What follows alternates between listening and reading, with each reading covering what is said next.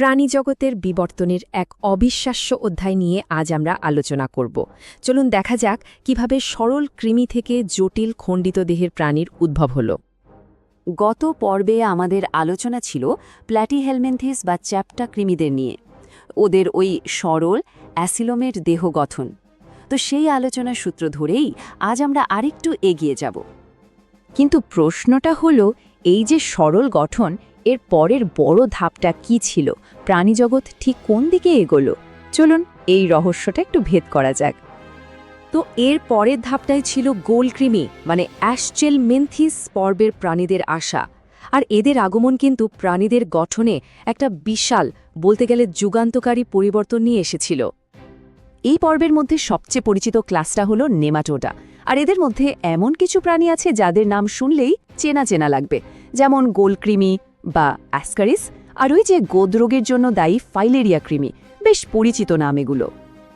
এদের শরীরে দুটো বিপ্লবী পরিবর্তন এসেছিল। প্রথমটা হলো একটা সম্পূর্ণ পৌষ্টিক নালী, মানে খাবার ঢোকার জন্য মুখ আর বর্জ্য বেরোনোর জন্য আলাদা পথ। এটাকে tube within a tube body প্ল্যানও বলা হয়। আর দ্বিতীয় যে জিনিসটা এলো সেটা হলো এক নূতন ধরনের দেহ গহ্বর। এই যে নতুন দেহ গহ্বর, এরই নাম হলো সিউডোসিলোম, মানে ছদ্ম গহ্বর। দেখুন, এটা কিন্তু সত্যিকারের সিলোম না, তবে অ্যাসিলোমেট অবস্থা থেকে সত্যিকারের সিলোমের দিকে যাওয়ার পথে এটা ছিল একটা খুবই গুরুত্বপূর্ণ ধাপ। মানে অঙ্গ প্রত্যঙ্গকে ধারণ করার জন্য একটা জায়গা তো তৈরি হলো। এই যে নতুন শারীরিক গঠনটা, এটা কিন্তু এদেরকে অবিশ্বাস্যভাবে সফল একটা গ্রুপে পরিণত করেছে। কিন্তু প্রশ্ন হলো, মানুষের উপরের প্রভাবটা ঠিক কেমন? শুধু একটা উদাহরণ দেখা যাক। একটা মাত্র প্রজাতির পরজীবী গোলকৃমি, তা দিয়েই সারা পৃথিবীতে 1 বিলিয়নেরও বেশি মানুষ আক্রান্ত। ভাবা যায় ব্যাপারটা? সংখ্যাটা কিন্তু মাথা ঘুরিয়ে দেওয়ার মতো। আর শুধু ওই একটাই প্রজাতি নয়, এই যেখানে দেখা যাচ্ছে অ্যাসক্যারেস, হুকওয়ার্ম, হুইপওয়ার্ম, এই পরজীবীগুলো বিশ্বজুড়ে কোটি কোটি মানুষকে সংক্রমিত করে। এই সংখ্যাগুলো দেখলেই বোঝা যায় যে জনস্বাস্থ্যের ওপর এদের প্রভাব কতটা মারাত্মক। তবে বিবর্তনের চাকা তো আর এক জায়গায় থেমে থাকে না। চলুন এবারের পরের ধাপে যাওয়া যাক, দেখা যাক এই গঠনের উন্নতিটা ঠিক কিভাবে ঘটল। এইখানে দুটো পর্বের মধ্যে মূল পার্থক্যগুলো একবারে পরিষ্কার। একদিকে অ্যাসচেলমেনথিসের সিউডোসিলোম বা ছদ্ম গহ্বর, আর অন্যদিকে অ্যানেলিডদের মধ্যে চলে এলো সত্যিকারের সিলোম। আর শুধু তাই নয়, আসল গেম চেঞ্জার ছিল এই সেগমেন্টেশন, মানে দেহের খণ্ডকায়ন।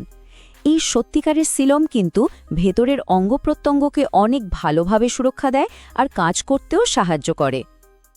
অ্যানিলিডা পর্বের একটা অসাধারণ উদাহরণ হল এই জোঁক। এর জটিল অভ্যন্তরীণ গঠনটা দেখুন একবার। আর ওই যে দেহের বাইরের সুস্পষ্ট খণ্ডগুলো, এগুলো দেখলেই বোঝা যায় যে বিবর্তনের দৌড়ে এরা কতটা এগিয়ে গেছে।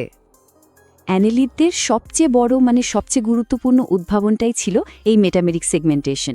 ব্যাপারটা অনেকটা ট্রেনের বগির মতো, পুরো দেহটা পরপর একই রকম দেখতে খণ্ডে বিভক্ত থাকে। এখন প্রশ্ন হলো, এই খণ্ড খণ্ড শরীর দিয়ে লাভটা কি হলো? অনেক লাভ। প্রথমত, এদের চলাফেরা অনেক উন্নত হলো। দ্বিতীয়ত, দেহের বিভিন্ন অংশ ভিন্ন ভিন্ন কাজের জন্য বিশেষায়িত হওয়ার সুযোগ পেল। আর সবচেয়ে বড় কথা, কোনো একটা সেগমেন্ট যদি ক্ষতিগ্রস্তও হয়, পুরো প্রাণীটা কিন্তু মরে যায় না। মানে এটা ছিল বিবর্তনের পথে একটা বিশাল লাভ। তাহলে ব্যাপারটা কি দাঁড়ালো? কৃমি মানেই কি শুধু ক্ষতিকর পরজীবী? না, একদমই না। এদের মধ্যে এমন অনেকে আছে যারা আমাদের পরিবেশের জন্য বলতে গেলে অপরিহার্য। এই ছবি দুটোতেই ব্যাপারটা পরিষ্কার। একদিকে যেমন নেমাটোড পরজীবীরা নানা রোগের কারণ, অন্যদিকে অ্যানেলিডরা যেন প্রকৃতির বন্ধু। ভাবুন একবার, কেঁচো মাটি উর্বর করছে, আবার যোগ ব্যবহৃত হচ্ছে আধুনিক চিকিৎসা বিজ্ঞানে। কাজেই ভালো বা খারাপ, এই দুটো দিকেই কিন্তু এদের একটা বিশাল ভূমিকা আছে আমাদের পৃথিবীতে। এই যে বৈপরীত্য, এটা নিয়ে অবশ্যই ভাবা যেতে পারে। এই বিষয়ে মতামত থাকলে কমেন্টে জানানো যেতেই পারে। সুতরাং এটা বলা যেতেই পারে যে এই সেগমেন্টেশন বা খণ্ডকায়ন প্রাণী বিবর্তনের ইতিহাসে একটা সত্যিকারের গেম চেঞ্জার ছিল। এটাই কিন্তু পরবর্তীকালে আরও যত উন্নত প্রাণী এসেছে তাদের সবার জন্য রাস্তাটা তৈরি করে দিয়েছিল। কিন্তু একটা জিনিস ভাবুন তো, এই যে খণ্ডিত দেহ, এর সাথে যদি সন্ধিযুক্ত পা আর একটা শক্ত বহিরাবরণ যোগ করা হয়, তাহলে কি তৈরি হতে পারে? এই অবিশ্বাস্য উত্তরের জন্য পরের পর্ব দেখতেই হবে। চ্যানেলটি সাবস্ক্রাইব করা থাকলে পরবর্তী আলোচনাগুলো খুঁজে পেতে সুবিধে হবে।